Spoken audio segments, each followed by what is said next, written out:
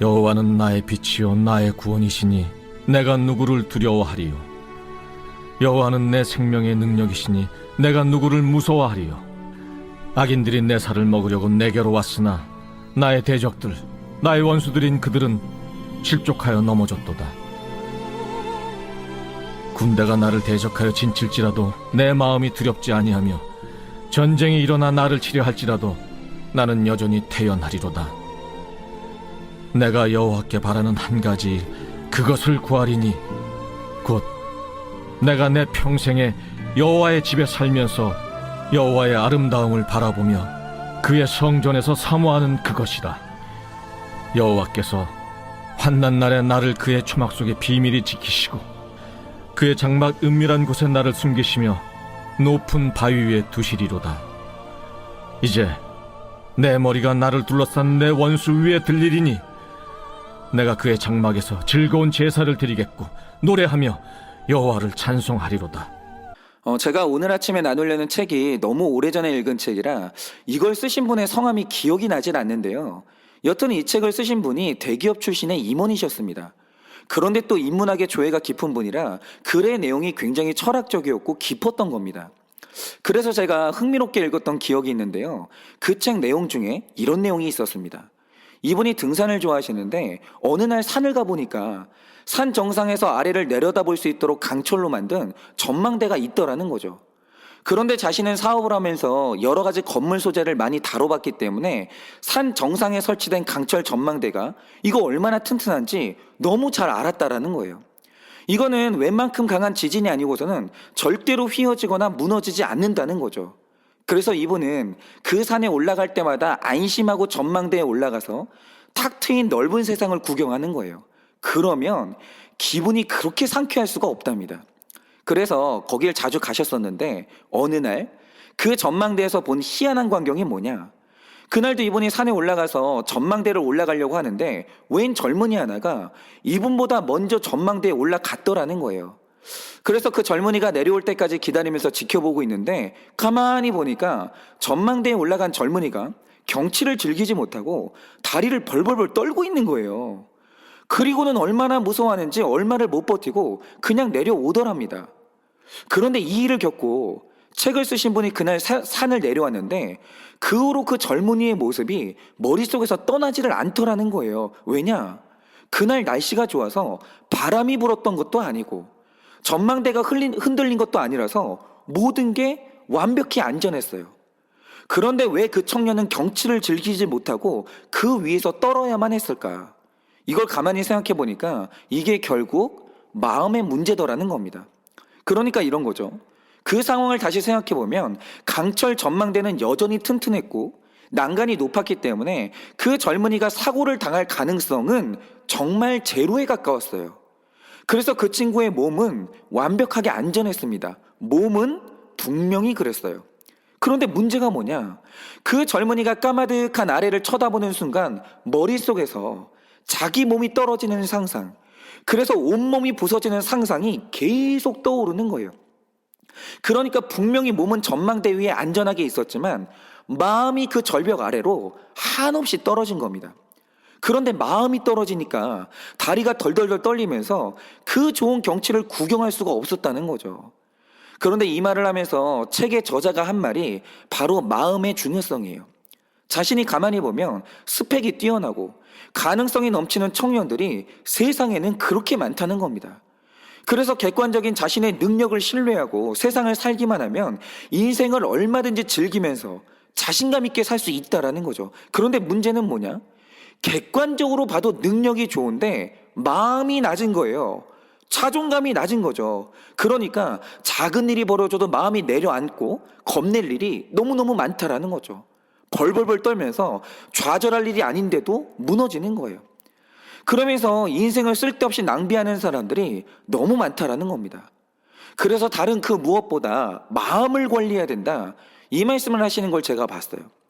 그래서 제가 이 글을 읽고 많은 것을 동의했는데 제가 여기서 하나 다르게 생각한 게 있었습니다. 그게 뭐냐? 전망대에 올라갔던 그 젊은이가 비록 마음이 약해서 벌벌 떨었고 경치를 즐기지 못했지만 여기서 팩트가 뭐냐면 결국 그 전망대는 튼튼했고 그 젊은이는 안전했으며 아무 일도 일어나지 않았다라는 거예요. 저는 이 팩트가 정말 중요하다고 생각합니다. 왜냐? 그 전망대가 완벽히 안전하다는 게 팩트이기만 하면 그 청년은 올라갈 때마다 안전함을 경험하게 될 것이고 그러면 안전하다는 사실을 결국에는 체험적으로 학습하게 됩니다. 그러면 이게 시간의 문제일 뿐이지 내 마음이 저절로 평안을 찾게 된다라는 거예요. 그런데 제가 얼마 전에도 이걸 본 게요. 저희 교회 청년 하나가 있는데 한우는 이 청년이 아침에 머리를 감다가 허리를 삐끗한 거예요. 그런데 다른 곳과는 달리 내 몸 전체를 지탱하는 게 허리이기 때문에 만약 허리가 정말 크게 고장난 거면 진짜 큰 문제잖아요. 그러니까 허리에 통증이 느껴지는 순간 이 친구의 마음이 너무 두려운 나머지 직장 가는 걸 포기하고 당장 병원으로 달려간 거예요. 그래서 가자마자 뼈의 상태를 보기 위해서 CT를 찍어봤는데 여기서 사진으로 찍힌 팩트가 뭐냐? 뼈에는 심각한 이상이 없었습니다. 이거는 명백한 팩트였어요. 그런데 이 팩트를 확인하고 친구가 집을 왔는데 허리에 통증이 계속 오는 거예요. 그러니까 마음에 드는 의심이 뭐냐면 혹시 그 진단이 잘못된 거 아닌가? CT가 못 잡아낸 다른 증상이 있는 거 아닌가? 그런 두려움이 몰려오는 겁니다. 그런데 그 두려움이 계속되니까 이제 없던 진통이 느껴지면서 두려움 때문에 눈물이 계속 나고 밤새도록 잠을 못 잤다라는 거예요. 그런데 저는 그 말을 들었을 때요, 얼마든지 그럴 수 있다고 생각했습니다. 그렇지 않습니까? 누구든지 허리에 통증이 계속되면 그런 불안함에 빠질 수 있고 마음이 무너질 수 있는 거 아닙니까? 여러분, 어떻게 사람이 완벽하게 자기 마음을 컨트롤합니까?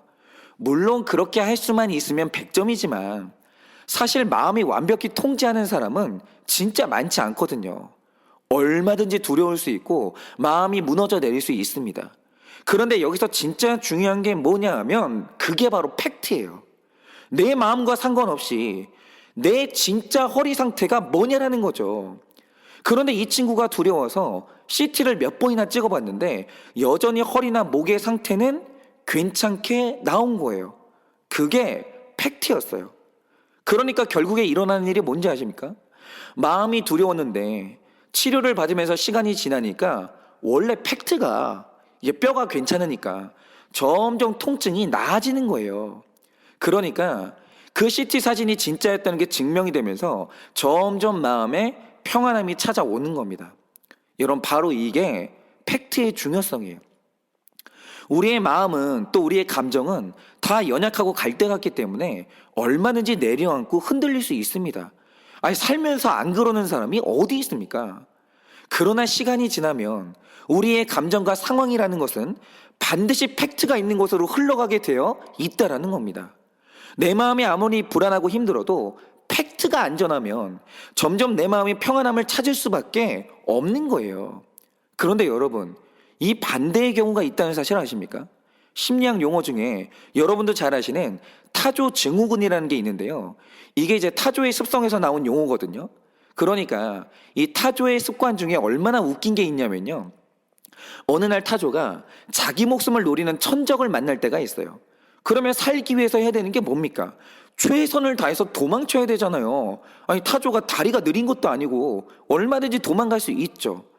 그러면서 천적을 벗어나 안전하다는 게 팩트가 되면 그때 마음의 평안을 얻어야 되는 거 아닙니까?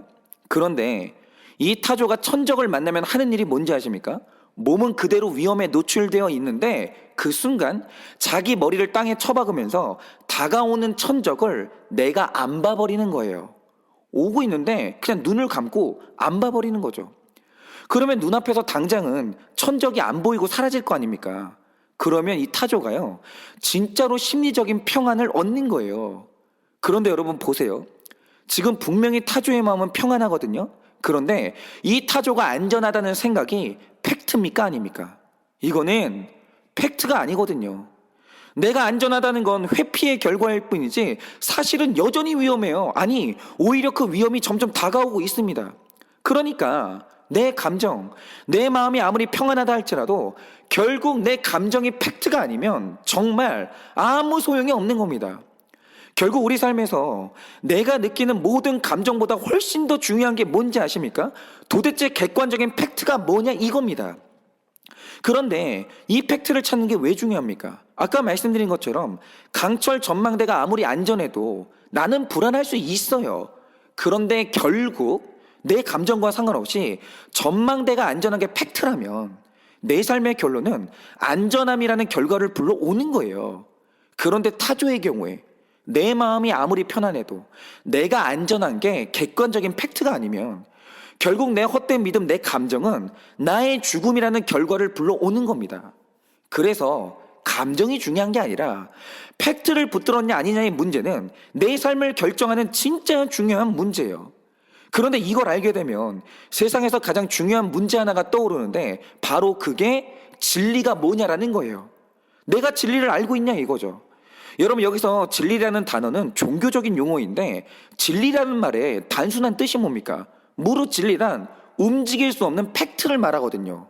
우주 전체를 지배하는 팩트가 뭐냐라는 거예요. 그러니까 이런 겁니다.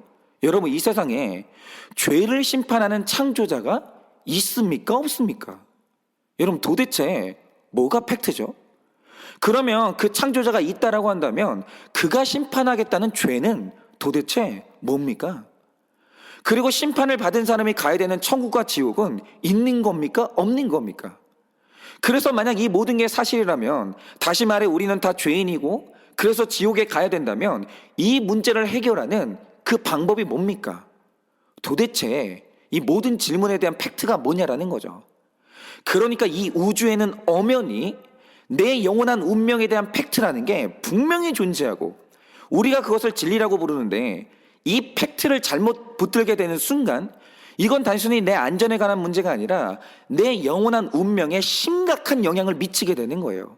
다시 말해 신도 없고 그래서 죄도 없고 심판도 없다라고 하면 세상에 그것보다 마음 편한 게 어디 있겠습니까? 그냥 한 세상 내 마음대로 잘 살다가 편안하게 눈 감으면 그만인 거예요. 여러분 저 북한의 김일성, 김정일도 마찬가지인 거죠. 그들이 4천만 명을 굶어 죽이고 어떤 죄를 지었다고 해도 만약 심판도 없고 천국과 지옥도 없다면 그냥 한 세상 잘 살다가 편안하게 눈 감으면 그만인 거예요. 그거만큼 속 편한 게 어디 있겠습니까? 그런데 죄를 지은 다음에 평안한 내 감정의 팩트가 아니라면 이게 진실을 회피하는 타조 증후군이라면 그때는 어쩔 겁니까? 내 바람과는 달리 죄를 심판하는 신도 버젓이 있고 그 죄의 결론으로 가야만 하는 지옥이 있다면 이게 진짜 팩트라면 그때는 잘못된 믿음의 대가를 영원히 치러야 되는 거예요. 그래서 오늘 말씀을 보면 다윗이 자기 인생을 걸고 팩트 하나를 붙들었는데 그게 뭡니까? 1절에 여호와가 나의 빛이고 구원이시니 내가 누구를 두려워하리요?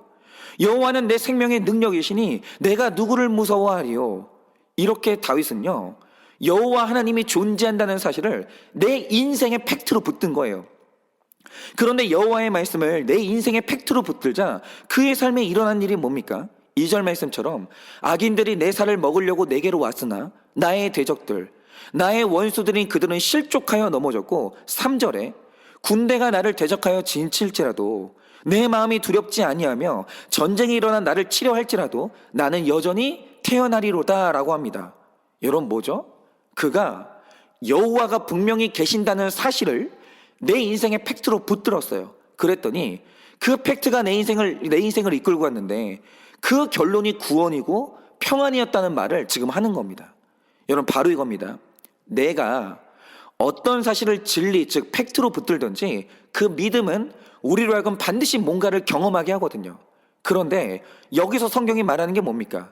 성경의 모든 내용 하나님도 있고 그분이 심판하시는 죄도 있고 그래서 가야만 하는 지옥도 있고 그리고 이걸 해결하는 분이 예수 그리스도밖에 없다는 사실을 내 인생의 팩트로 붙들 때 그 팩트가 우리로 하여금 경험하게 하는 게 뭡니까? 그게 바로 구원이라는 거예요. 말씀이 나의 팩트가 되면 그는 구원을 경험해요. 그래서 오늘 다윗이 집중하는 한 가지 일이 뭡니까? 4절을 보면 내 평생의 여호와의 집에 살면서 여호와의 아름다움을 바라보며 그의 성전에서 사모하는 그것이라 라고 합니다. 그러니까 오직 하나님의 존재 그 하나를 내 인생의 팩트로 붙들겠다라는 거예요. 그때 5절이 말하는 택자의 경험이 뭡니까? 여호와께서 환난 날에, 그 여호와께서 환난 날에 나를 그의 초막 속에 비밀히 지키시고 그의 장막 은밀한 곳에 나를 숨기시며 높은 바위 위에 두시리로다. 아멘. 저는 정말 이 말씀이 진짜로 아멘입니다. 왜냐하면 우리 죄를 심판하시는 창조자가 계신다는 이 사실은 팩트 중에 팩트예요. 여러분, 하나님이 계십니다. 그래서 저는 제 영혼의 구원을 100% 확신하는 거예요. 왜냐? 말씀이라는 팩트, 여호와 하나님을 믿는 그 팩트는 나를 구원의 경험으로 끌고 가거든요.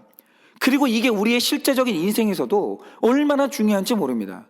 제가 얼마 전에 한 형제님을 만나는데 이분은 성선설, 다시 말해 이 땅에 태어나는 모든 사람은 선하다는 걸 믿는 분이고, 저는 두말할 것도 없이 모든 인간은 100% 악하다는 걸 믿는 사람이에요. 그러면 여러분, 인간은 태어날 때부터 선하다, 인간은 태어날 때부터 100% 악하다, 이 둘 중에 뭐가 팩트예요? 여러분, 둘 중에 분명히 팩트가 있거든요. 뭐가 팩트입니까? 어쨌든 제가 말씀드린 이분은 사람이 착하다는 사실을 팩트로 붙든 거예요. 그래서 내 믿음대로 내가 보기에 착해 보이는 그 사람에게 자신의 돈을 맡기고 투자를 한 겁니다. 그런데 제가 지금 계속 말씀드리지만 내가 팩트로 붙드는 것은 나를 반드시 어떤 경험으로 끌고 가거든요. 그래서 이분이 사람의 선함을 믿어서 이분이 경험한 게 뭘까요? 제가 분명히 말씀드리지만 성경이 말하는 인생은 100% 악한데 그 중에서도 인간의 악이 적나라하게 드러나는 부분이 어딘 줄 아십니까? 그게 돈 문제예요. 돈 문제 앞에서는 부모 자식 없고요, 형제도 없는데 돈 앞에서 친구가 있겠습니까? 돈 앞에서는 친구 없어요. 사람은 그렇게 착하지 않아요. 그런데 이 형제님이 사람 믿고 큰 돈을 맡겼다가 뭘 경험했겠습니까? 그 돈을 돌려받지 못하는 위태로운 상황을 경험하게 되신 거예요. 그리고 나서 사람이 100% 악하다고 말하는 성경 말씀이 팩트라는 걸 그때서야 깨닫게 된 겁니다. 그런데 저는 방법이 뭐가 됐든 간에 말씀을 팩트로 붙들게 됐으면 저는 100억을 잃어도 아깝지 않다라고 생각을 합니다. 어쨌든 이분이 이제는 팩트가 뭔지를 알게 됐으니까 그 자체가 바로 구원인 거예요. 그런데 이렇게 결혼도, 직장도, 돈의 문제도, 자녀의 문제도 하나님의 말씀을 팩트로 붙들지 않아서 얼마나 많은 고난이 찾아오는지 모릅니다.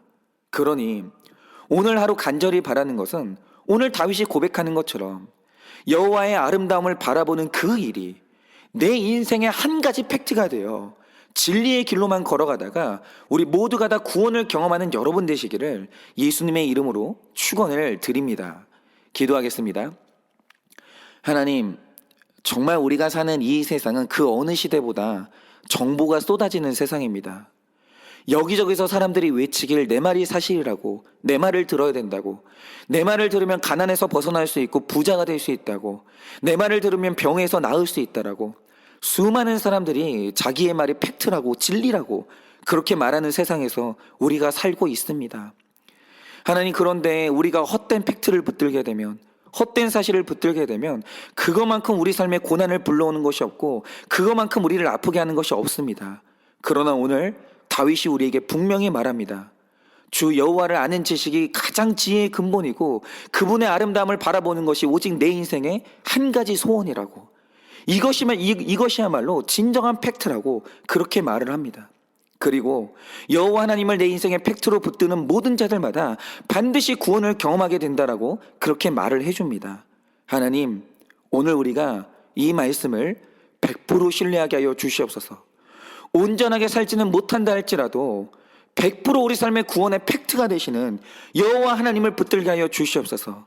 그래서 우리의 감정과 상관없이 우리의 인생이 안전하게 하여 주시고 우리가 구원의 확신을 가질 수 있도록 주님께서 역사하여 주시옵소서. 그렇게 오늘 하루도 여호와 하나님을 내 인생의 유일한 진리로 붙들어 내 인생을 영원한 안전 가운데 거하는 우리 모두가 되게 하실 줄 믿사오며 살아계신 예수님 이름 받들어 기도드립니다. 아멘.